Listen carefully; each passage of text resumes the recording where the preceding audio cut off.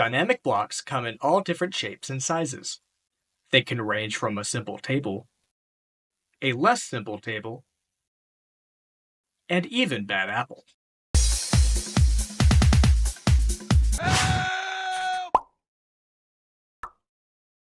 Blocks in AutoCAD are typically used to add repeated content to a model with ease. This can be like standard tags and symbols, and even furniture sets and doors. Dynamic blocks are very similar, except they change off of user-specified parameters. For example, this is a door. There are many like it, but this one's mine. When I click on this blue arrow, the door changes sizes. And when I click on this blue box, I can move it around, rotate it, scale it. Today I'm going to show you how to make this exact door. When making your dynamic block, it's common practice to make it using layer 0.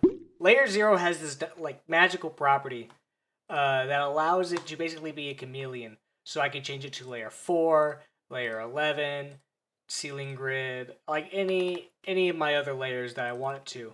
So when making the door, let's use the P-line command, so that way we can close it. Make it a lot easier down the line. I'm going to make this a 3-foot door. It'll be an 1 3/4 thick, and then I'll close that. From the hinge, let's just make a 3-foot horizontal line, and then let's just get a 3-foot radius circle, trim it, and then afterwards we can just select the door, type in block. The block definition window will open up. We can give it a name. You specify a point on the screen. Typically do mine on the door hinge, and now we're in the block editor. Alright, now we're in the block editor. You've got your parameter sets, you've got your action sets.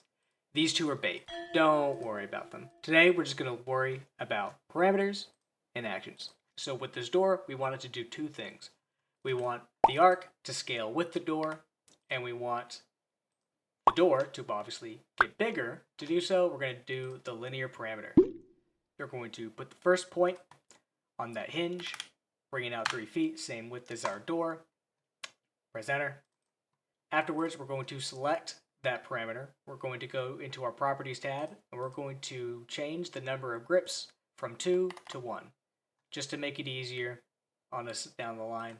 And if you want to, you can use the name, door width. If you're lazy like me, you can just leave it at distance 1, call it a day. Now, there are many different ways to scale this door and make it do what you want.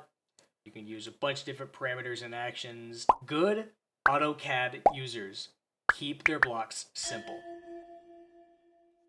The less nonsense you put into a block, the less nonsense you have to deal with down the road. So let's start on our first action, which is going to be the stretch. Now we want stretch because we want to stretch this door. That way, when we stretch the parameter, the door will stretch as well. Now we're going to select our stretch action and then select the door width parameter. It will tell you to specify a parameter point. That will be this arrow right here. Now that we've done that, it's going to ask you to specify a corner to basically make a frame. And this frame is going to be what's around the object that you're wanting to stretch. So for this case, we want to stretch this top half of the door. So we're just going to create a frame, making sure that the top part of this door is within this frame. And then we're going to select that door. Press enter. Now you'll see that the stretch action is now appearing right next to the parameter. You can select this. And over in properties, we want to change this angle offset to 90. So what that's doing is this action is telling the parameter when we move that parameter a certain distance, the door is going to be stretched upward at a 90 degree from the action.